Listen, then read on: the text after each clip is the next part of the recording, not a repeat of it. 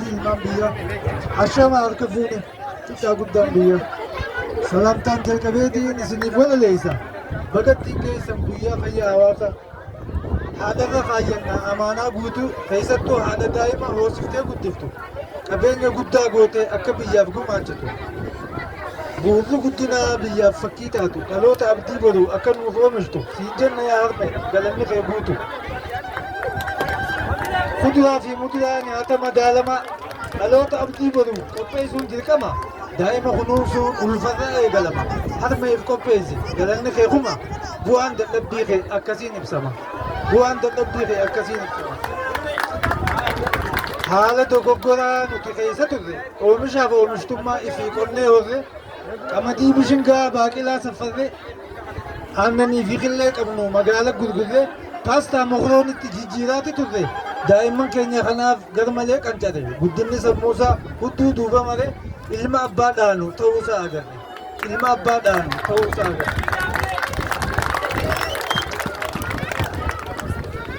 dhaloota badhaadhe kan biyyaaf abdii ta'u kuduraa fi muduraa sooratee kan gabba'u hantuubee isaanii kunuunsanii ilmaan ga'u abbaa fi haadha akkasiiti kan ilma biyyaaf ol kaa'u dhaloota biyya dhaaluu barbaanna dhiyootti fagoo osoo hin dhaqin qophaa'e manduufetti oomishi kuduraalee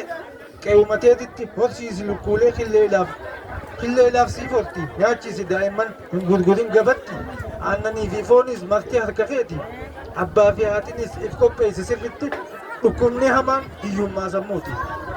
dhukkubni hamaan hiyyummaa sammuuti harka keenya jira oomishni kanniisaa kanniisni keenyaas damma dammeessa horsiisi kanniisa maatii fayyaaleessa bu'uura diinagdeef kanniisni murteessa kaanee argamuun biyya teenya goonsa oomishaaf oomishtummaan bu'uura biyyaati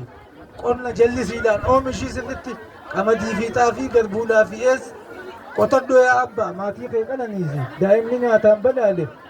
ittiin cimu barumsi haadha yaa haadha dhiiraa daa'ima kee kunuunsi dirqamni abbaan qabu qotee oomishuma haadhaatu ijaara sammuu daa'ima ilmaan ofii kun haadhatti haajama haadha ilmoof taatu isin haa godhu yaa jama haadha ilmoof taatu isin haa godhu yaa jama haati ofiitun wabii dhaloota boruuti guddina biyyaatiif murteessaadha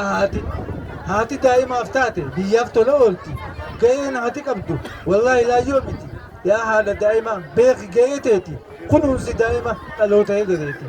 kunuunsi daa'ima dhaloota egereeti galatooma